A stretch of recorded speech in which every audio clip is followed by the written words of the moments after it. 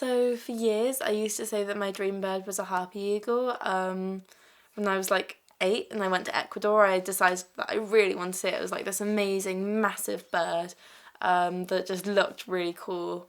Um, but after years and years of searching, I finally saw one this summer and it was like amazing. I got so excited.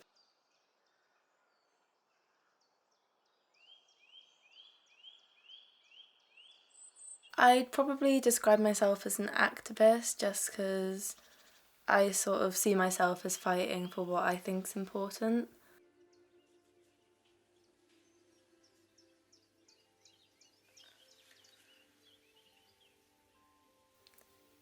It's quite difficult to know what my earliest birdwatching memory is just because it's been something that's like, it's had a very like large role in my life literally since I was a baby. Because when my parents sort of quizzed me about it, they realised that I can remember stuff from when I'm about 3 years old.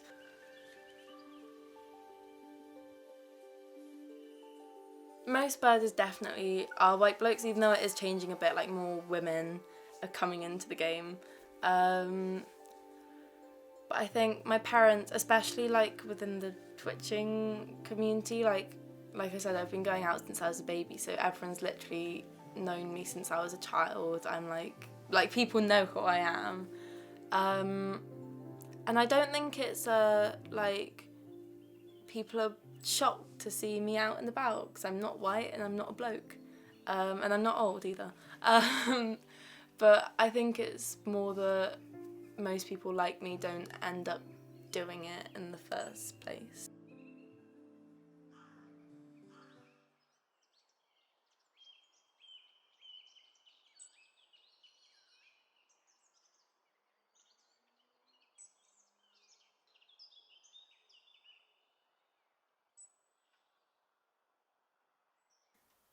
For me, bird watching is very much like a family thing, and it's been that way since I was a kid.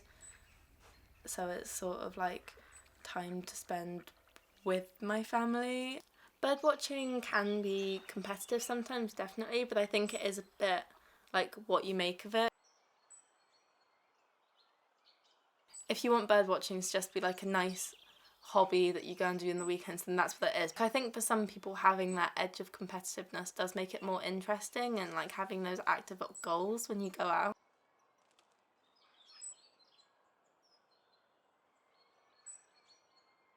In terms of keeping track of the birds I see, for just normal bird watching, I don't normally keep track particularly.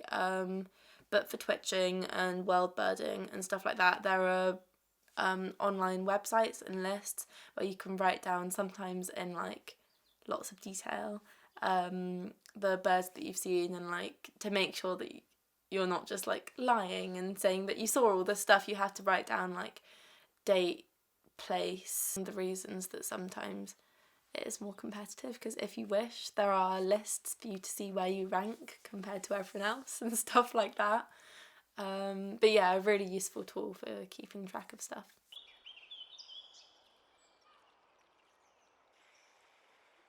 One of the things that makes bird watching really good is that you just don't know what you're going to see. You could see loads of stuff, it could be an amazing day, or there could literally just be nothing there. Which I think if you were going out and you knew that everything was going to be there, then I don't know, it wouldn't be as fun.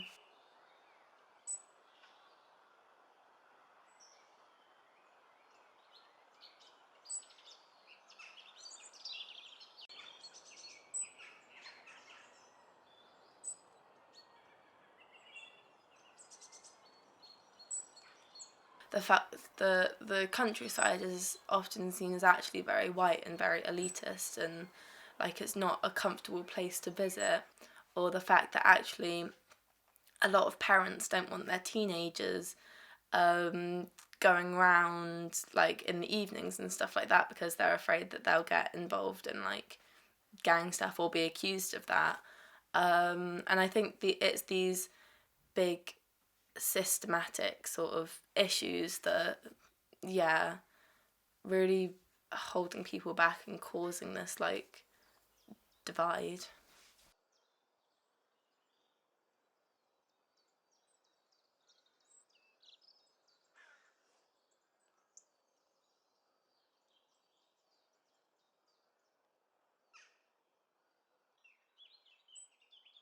balancing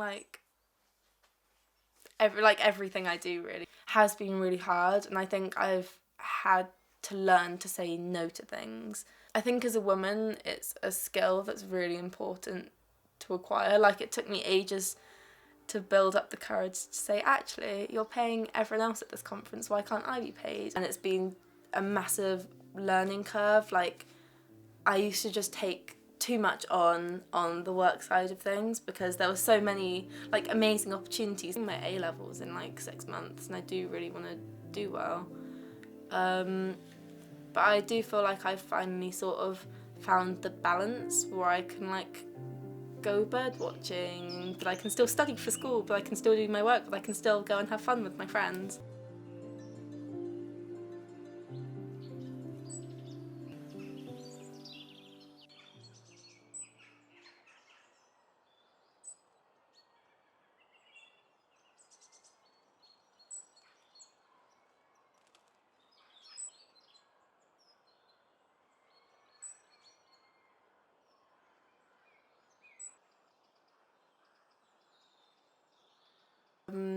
I have had too many goals and too many things that I wanted to achieve, and I've tried to do them all at once, and it's sort of meant that I have done literally nothing and have just been scrabbling to keep up with these various projects that I signed myself up to.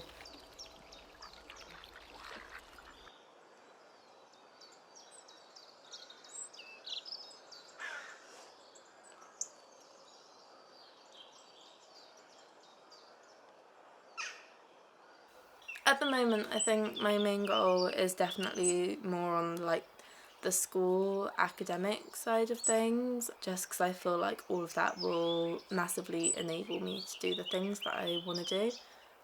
So I'm going through all the uni application stuff at the moment, yeah, which has not been fun, but it's got to be done.